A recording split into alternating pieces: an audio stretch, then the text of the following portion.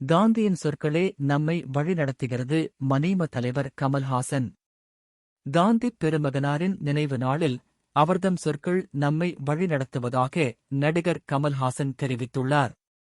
ஜனவரி 30, 1948 ஆம் ஆண்டு மகாத்மா காந்தி தனது பேத்திகளுடன் டெல்லியில் உள்ள பிர்லா பவனில் ஒரு மாலை பிரார்த்தனை கூட்டத்தில் உரையாற்றுவதற்காகச் சென்று கொண்டிருந்தார்.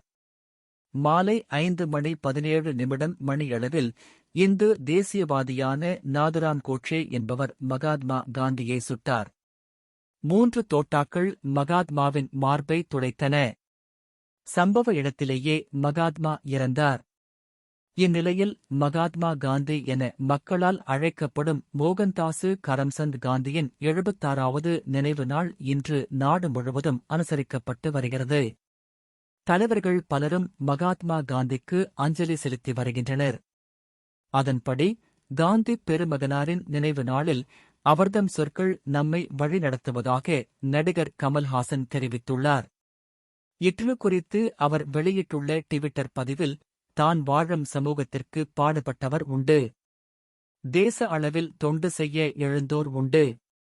ஆனால் ஒரு பெரும் காலத்தின் மனசாட்சியாகவே உயர்ந்து திகழ்ந்த மகா மனிதர்கள் அபூர்வம். அவர்களில் முதன்மையானவர் காந்தி பெருமகனார். அன்னாரின் நினைவு நாளில் அவர்தம் சொற்கள் நம்மை வழிநடத்துவதாக என அவர் தெரிவித்துள்ளார்.